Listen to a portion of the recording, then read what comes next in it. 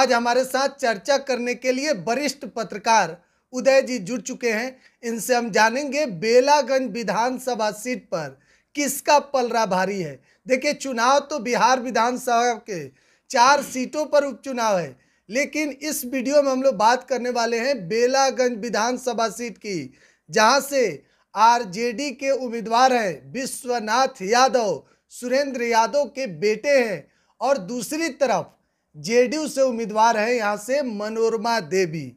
तो वहीं इस बार मुकाबला त्रिकोणीय है, क्योंकि जनसुराज भी अपना उम्मीदवार वहां से उतार दी है। मुस्लिम कैंडिडेट को उन्होंने वहां से टिकट दिया है, उनका नाम है मोहम्मद अमजद। इन तमाम मुद्दों पर बात करेंगे। सबसे पहले उदय जी, आपका स्वागत है। बहुत बहुत धन्यवाद कि हमने आपको बात रखने का मौका दिया। अच्छा, सबसे पहले जानेंगे कि आप वरिष्ठ पत्रकार हैं, बहुत अच्छा आपका नॉलेज है। क्या आपको लगता है कि इस बार बेलागंज में किसका जलवा दिखेगा? बेलागंज में पहले आपको बेलागंज में आगे बढ़ने से पहले आप जानिए बेलागंज समीकरण क्या है। बेलागंज में का समीकरण ये कहता है कि लगातार 34 सालों से सुरेंद्र यादव वहाँ या विधायक बनते आए हैं। 34 सालों से 3 दशक से ज़्यादा विधायक बनते आए हैं। और सबसे बड़ी बात यह है कि अब उनके पुत्र विश्वनाथ यादव वहाँ से खड़े हैं, और विश्वनाथ यादव सुरेंद्र यादव को पुत्र हैं, और जेडीयू में मनोरमा देवी को उम्मीदवार बनाया है वहाँ से जेडीयू ने। ऐसी चर्चा थी कि उनके पुत्र रॉकी यादव को वहाँ बनाया जाएगा उम्मीदवार, लेकिन नहीं बनाया गया। और वहाँ से जनसुराज से आपका मोहम्मद अमजद को उम्मीदवार बनाया है। अब देखिए, प्रशांत किशोर ने वहाँ पर एक खेला करने का प्रयास कर रहे हैं, इसमें कितने सफल हो पाते हैं ये तो चुनाव के वक्त मालूम चलेगा। लेकिन आपको क्या लगता है? प्रशांत किशोर तो कहते हैं कि अब राजा का बेटा राजा नहीं बनेगा, जो हकदार होगा। यानी कि सुरेंद्र यादव के बेटा वहां से चुनाव नहीं जीतेंगे, जो हकदार होगा वो जीतेगा। सुन लीजिए, पहले एक बात बताइए हमको, सुरेंद्र यादव 34 साल से ऐसे ही बकरी थोड़ी है वहाँ चराता है। वहाँ 34 साल से दबदबा है राजद का। बेला माने सुरेंद्र यादव। आपको जानकारी के लिए बता दे, सुरेंद्र यादव 2020 में चुनाव लड़े थे। मालूम है उनको वोट आया था 79,728 वोट, और उनके अगेंस्ट में जेडीयू के कैंडिडेट थे अभय कुशवाहा, जिनको वोट आया था 55,745 वोट। और वहाँ एक एलजेपी के कैंडिडेट थे चिराग के पार्टी से उस समय राम शरण शर्मा, ठीक है, उनको वोट आए थे 12,505 वोट।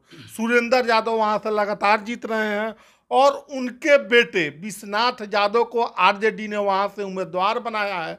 अब देखने वाली बात होगी कि वो अपने पिता के छत्र छाया में और सुरेंद्र यादव अपने पुत्र पर कितना अपनी छत्र छाया बनाते हैं और सीट कितने मार्जिन से निकालते हैं, ये देखने वाली बात है। हालांकि जेडीयू के कैंडिडेट भी वहां से मनोरमा देवी है, मजबूत स्थिति में है, सरकार में है, सत्ता में है, लेकिन उस सीट पर हम लगातार सुरेंद्र यादव का चलता आया है। और आपको जानकारी के लिए बता दें कि अभी वहां से चर्चा ऐसी थी कि मनोरमा देवी के पुत्र रॉकी यादव को वहां से टिकट दिया जाएगा, और लेकिन ऐसा न करके अभी कुछ दिन पहले देखो कि मनोरमा देवी पर टैक्स का कुछ लेके कुछ रेड भी पड़ा था।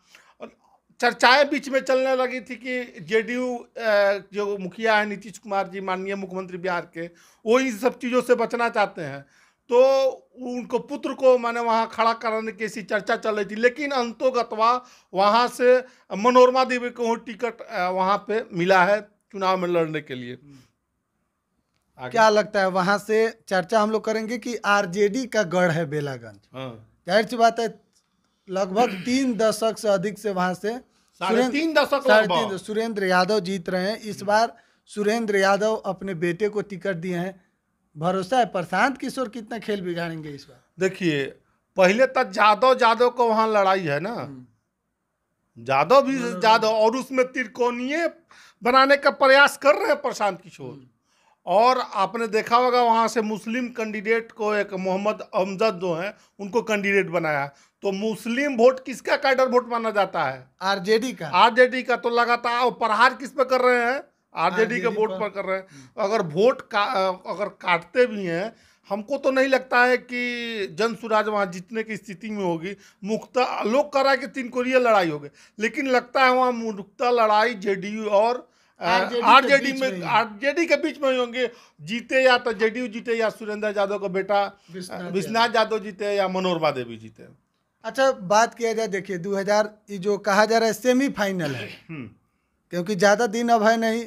जो भी विधायक बनेंगे 1 साल उनका टर्म रहेगा, उससे कम ही, क्योंकि विधानसभा का फिर चुनाव है 2025 में। तो क्या लग रहा है इस बार आरजेडी हो या फिर जेडीयू, जो बेलागंज में, बाकी सीट पर भी हम लोग चर्चा करेंगे, लेकिन बेलागंज में क्या संदेश जाएगा 2025 के लिए? जिसका अभी यहाँ पर जीत होगा 2025 में भी उसी का। अच्छा सुन लीजिए, अभी 3 जो 4 सीट पर उपचुनाव हो रहा है, उस पर एक पर आपको जेडीयू का या एनडीए महागठबंधन का कब्जा। 3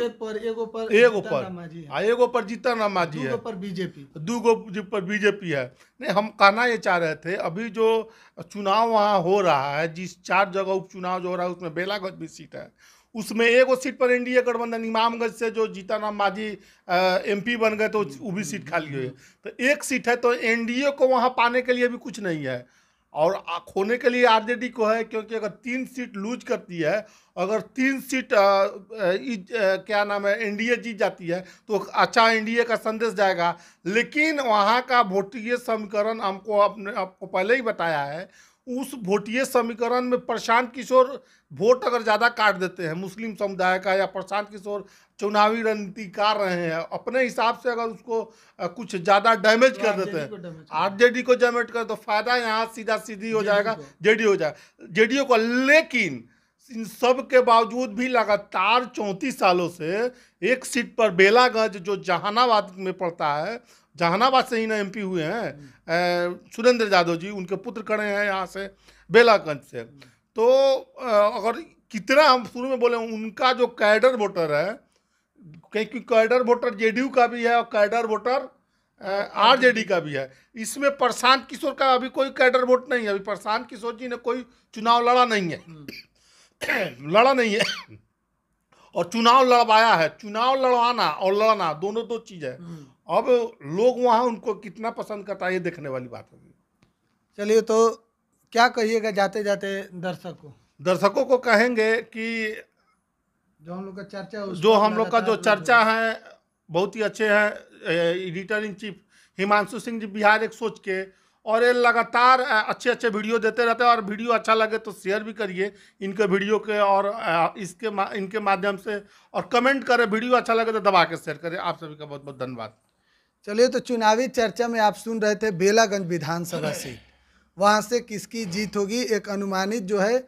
हम लोग चुनावी चर्चा पर एपिसोड लेकर आ रहे हैं, यह पहला एपिसोड है। इसके बाद आएगा इमामगंज सीट को लेकर। तो लगातार आप बने रहें। फिलहाल बिहार 104 आप देख रहे थे। बहुत बहुत धन्यवाद।